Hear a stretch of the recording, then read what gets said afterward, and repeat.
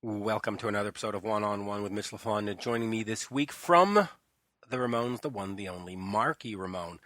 Man really needs no introduction. We talk about his book, connections to Kiss, the Ramones, Howard Stern, all kinds of great stuff. So why even wait? Let's just get right into this. Here is Marky Ramone.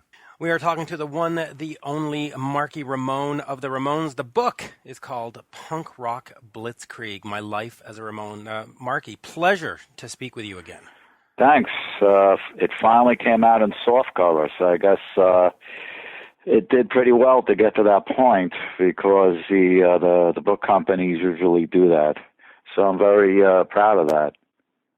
Yeah, and it's an absolutely great read. Now, last year in the summer, I had a chance to talk to you about the book over at the Heavy Montreal Festival. Yeah, that was great. That was a great festival, and definitely. You gave me one of my most surreal moments ever in my life. I was standing on the stage watching Iggy Pop perform, and right to my right was you.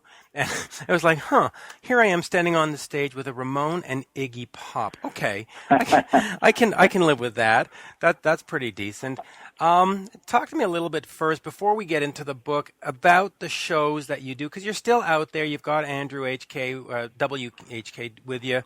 Yeah, sometimes he comes on board, but I have different singers. I just recently added the singer from the Posies, so nice. he's going to be fronting the band for a while. That's great. That's going to be great. Now, is because you've got these shows coming up in South America later on this year. Is that something that you want to do more of, or do you sort of see them as just special events, show here, show there, or do you really want to get onto like a major tour at some point? Well, I already did the Lollapaloozas and the Warped Tours. I like touring on my own. I like South America because the Ramones obviously were huge there. So I have a big fan base. So they asked me to come back every year, and it's a pleasure to be there because it's such a beautiful area. And I'm going to go to Mexico. I haven't been there for a while. When I decide to play where, that's when I do it. I don't, I'll call, my manager and have him arrange it with a booking agent. Like if I want to go to China or Russia or Japan or do some shows, like a show in New York or something, it depends, when I want to do it. Yeah, isn't that great that you can do that when you want to? It's no longer this obligation where you have to have this album tour cycle. You just say, hey, I want to play this weekend. Let's go do it. It's a great place to be in life. I'll do my 35-song Ramone set, and that's it. That's what the kids want to hear. They don't want to hear anything else. They want to hear Ramone songs. Yeah, so let's talk about that, about the book, the Punk Rock Blitzkrieg, and your life as the Ramones. Why were you compelled to write a book? Other than maybe just some financial gain, why did you feel the need to tell your story? Well, it wasn't a financial gain. It was more because I've been working on it 5 years, and I was in the band 15 years, and I did 1,700 shows. So it seemed to me very valid. My side of it, the truth of everything, because I read all the other books. Each book had their own good things, but I wanted to quell rumors, and I took my time to wait and see how these other books came out, because I knew people were writing their own books and this and that. So when I read the other books, I decided, well, let me just do mine and make it what it is, Right. Did the other books offend you in any way? No, I just, they weren't as in depth as mine. They were okay, but not as in depth. And the fact is that it's not just about my time in the band. It's the other bands I was in. It's growing up in Brooklyn, New York. It's about what was going on socially around the peripheral of CBGBs and other things that were going on politically too, and I inserted that in the book. So it's really not just about music; it's about your life, what was going on. Everything's relative to time. So I wanted to do that. Speaking about the scene that was going on, if I can, let's go back to the beginning, at least one of the beginnings musically, when you were still Mark Bell and you were in Dust with Richie Wise and Kenny Kerner. Kenny Aronson, yeah. Well, and Kenny Kerner was a managing sort of. Kenny Aronson was the bass player. Yeah, and I mentioned Kenny because I'm thinking of getting to the Kerner Wise and the whole Kiss connection down. But talk to me about that band, because it was sort of doing heavy metal before there really was a heavy metal, and it didn't last more than a couple of albums. What was Dust trying to do? We just wrote heavy songs. We wanted to show how we could play at our age, which was we were in our teens. And obviously a record company liked it. And at the time in America, there wasn't hardly any heavy metal. So the first album was already written before the Black Sabbath album came out in America. I mean, they were ahead of us, but I would say that the States were about a year behind. But that was a good representation of what metal was like at that time in America, Dust was. But growing up in Brooklyn is a rough borough of New York City. So instead of channeling violence into fighting, we channeled our abilities to play in the band. So that was a positive thing. So that's what we did. We did 2 albums. We were still naive. I had to finish high school. So we lasted 2 albums, and that was it. And we managed to play with a lot of cool people and experience the road and studio techniques, which helped me on later on. Right, and the band, though, was sort of going against what was in the scene, because it was sort of more showy, more glammy, from Gary Glitter to what was Alice Cooper doing and David Bowie was doing. You were sort of the antithesis to all that stuff, right? Well, we were heavier. We were more. We had more of a heavier foundation. We were only a 3-piece band with the guitarist singing at the same time. So we didn't want to be connected to that scene in New York. We wanted to tour the whole world. We didn't want to be in a genre. We knew what we were doing, which was heavy metal or whatever you want to call it. But really at the time it was called hard rock. So heavy metal came a little later, that term. Maybe a year later, 2 years later. But the glam scene in New York started with the Dolls and Wayne County and bands like that. And then in England you had David Bowie and you had T-Rex. But we just wanted to play what we liked and not go with every trend that was coming out. Yeah, and it turned out great. Now, let me get to Richie Wise and Kenny Kerner. I didn't mean any disrespect to Kenny Aronson, but it's okay. They became a team, a production team, and they got in with Kiss.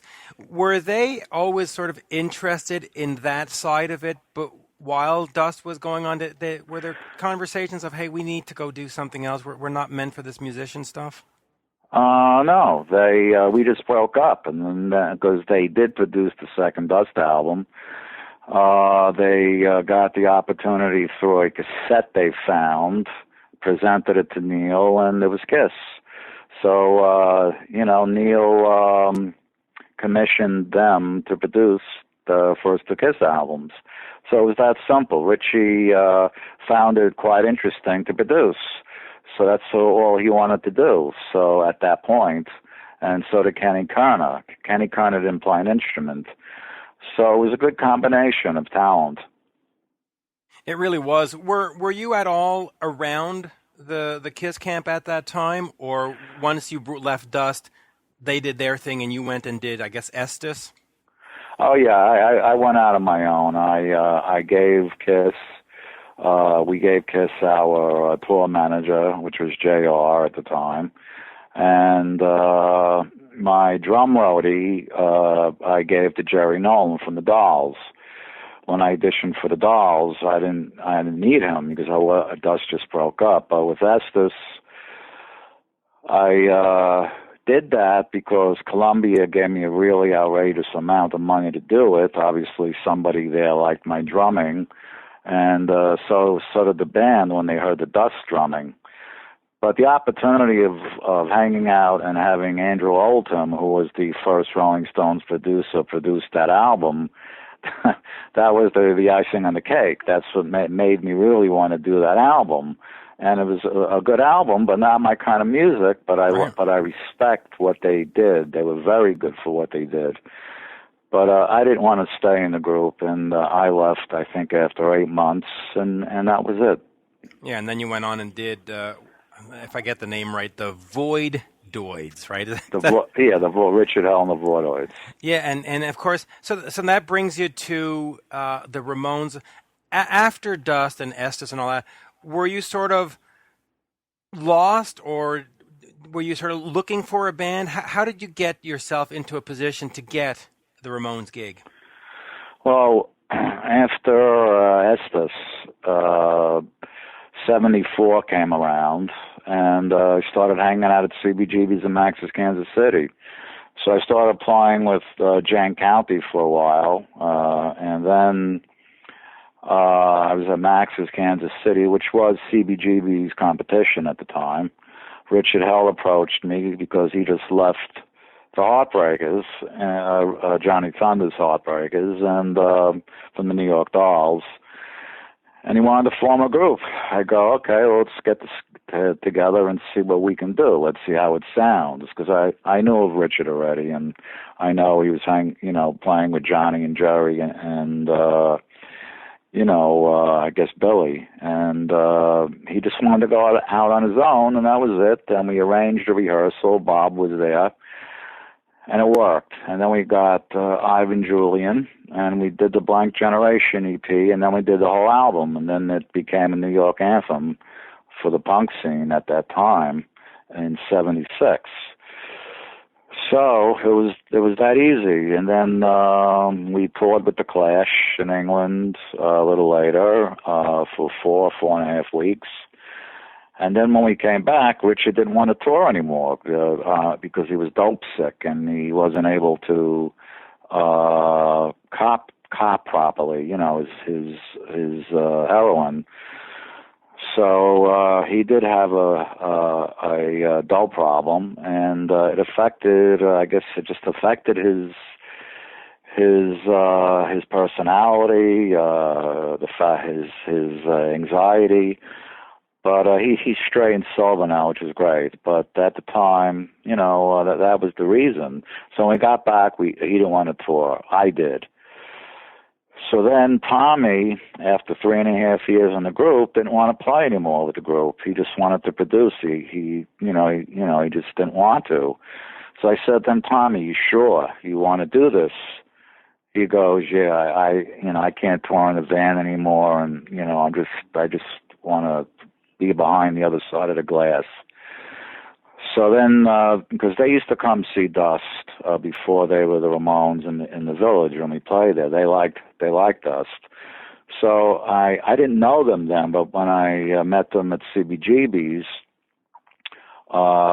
Dee Dee approached me, and he was another one who asked me, and then I realized that that's what was happening, that they needed another drummer. So there I was, and it came at the right time. Yeah, it really did. So let me talk about that album, End of the Century. Road to Ruin, you mean? Right. Oh, well, in fact, I want to skip ahead to the Phil Spector one. Yeah. This is what I've always sort of found curious about this, because Phil Spector was the wall of sound, the big production, and the Ramones to me were more of a street punk, dirty kind of. Why would the band hire Phil Spector? Wasn't his production style and sort of the opposite of what the Ramones were? Well, they already did their 3-chord albums. After Road to Ruin was like their Revolver or Rubber Soul. But the Phil Spector album, we always admired his production, and we always loved the Ronettes. We always loved the Crystals. We always liked his production. So we thought it was very interesting, the fact that he wanted to produce us, and we wanted and we wanted him to produce us, and he wanted to produce us also. But the thing was that it was an experiment. And to a lot of punk purists, they didn't like it. They didn't like the horns. They didn't like the pianos. They didn't like the organs. They didn't like the overdubbing. They didn't like this. They didn't like that. But now, a lot of these guys that I meet, if I'm playing a venue with something, they appreciate the album a lot more than they did because they understand it more. You got to remember at the time in 78, 79. Punk was just guitar, bass, drums, and singing. There was nothing, interrupting that genre. But when Phil got involved with the Ramones, it was just the meeting of two walls of sound, taken a lot further. But like you said, the guitar, bass, and drums and singing is what the Ramones are known for. But it was a good experiment. It was the best-selling album at the time, and we were very grateful that he produced us, and we got some great songs out of that. Rock and Roll High School, Rock and Roll Radio, Chinese Rocks, and there's a lot of good stuff on that album. In fact, do you remember Rock and Roll Radio? I don't know if I want to say it's my favorite Ramones song, but I love the hell out of that song. It's a typical Ramones Phil Spector song. Yeah, it's great. In fact, let me make the connection with that and Kiss. Kiss covered that on an album called A Tribute to the Ramones, We're a Happy Family. Yeah. And that album also included Metallica, U2, Marilyn Manson, everybody. And so it brings me to the question, what do you think it was about the Ramones and the Ramones music that touched people from every genre, whether you're in dance or rock or metal, something about the Ramones? And Lemmy wrote Ramones for us. Yeah. I think it's the lyrical content and the energy of the songs, and I think the simplicity of it was something no one was used to. And then they hear these wonderful songs that are under 2 minutes long, in a heavy tidal wave approach coming at you. People were stunned. When I first heard the first album, I was bowled over. I was amazed. Yeah, it's just so inspirational that this music just lives on and lives on and lives on. Faction Radio, you've got your radio show over there. Tell me a little bit about the show and the format and what you're trying to do every week with it. Well, it's on its 11th year. It's called the Punk Rock Blitzkrieg, and I just play punk, new school, old school. I try to help younger punk bands get on the air, and hopefully somebody likes what they hear and might sign them up. So it's a 3-hour punk show, and it's on 3 times a week, and that's what I do. And it's number 2 on Faction on Channel 41. So who knew, Yeah, who knew? It's a great show. The Rock and Roll Hall of Fame and the Grammys, they've handed out awards, they've inducted you, they've done all that stuff. Are those important honors to you, or is that sort of like, that's really not what the Ramones were about, but thanks anyway? Well, when we were inducted into the Hall of Fame, we were totally honored because we were representing our genre, entering the Hall of Fame, and we were amongst our peers. The Beatles, the Who, the Kings, Elvis, Hendrix, Chuck Berry, Little Richard, and you're there. You're the first punk band there, and finally you say to yourself, "Well, we got to this point." So it was really you could tell, amongst the 3 of us that were there, because Joey already passed away. we were very happy. Me, Johnny, Joey, and Dee Dee and Tommy. But unfortunately, Joey passed away, and he would have loved it. But it's just another notch in the belt. And then you had the Grammys, which Johnny, Joey, Dee Dee, Tommy, and myself got, and we were very grateful to have that also, because they also recognized us. We never expected that. So we were representing again our genre of music, So that was it. The band was known for having certain dysfunctions, lots of fights. One famous one that I remember was listening to the Howard Stern show, and a couple of the guys got onto the Stern show and started sniping at each other. Yeah, that was pretty funny because it was planned. I know. Oh, that was planned? That was all staged? Yeah. Like around 4:30 in the morning, we all called each other, and we just because we knew he loved sensationalism, and we just went along with it. We weren't stupid. Ah, see, I never knew that. You fooled me on that, because I still remember listening to that, going, "Holy hell, these guys want to kill each other." Yeah. But there was, other than that setup, there was this sort of energy, for the lack of a better word, right? Where you went at each other. Is that something that you look back on now and regret, or was it part of what made the Ramones great? No, I laugh. It was funny. On the way down the elevator, it was a big crack up. That I remember too. It was just part of being involved with the Ramones. I mean, Johnny and Joey didn't like each other, but we played together. But some people just don't get along, and some people, we were family, brothers, a business. So there's bound to be some kind of disagreements, and you're in a van for 15 years with them in an enclosed area like that. Things are bound to happen, Yeah, and they certainly did. How would you categorize your legacy? What did you contribute to music? The Ramones? The Ramones, yeah. What did we contribute? Well, and also you personally. No, let's talk about the band. I guess we influenced a generation of musicians who just wanted to play, simple songs with a lot of energy, and to convey their message in a 2-minute song.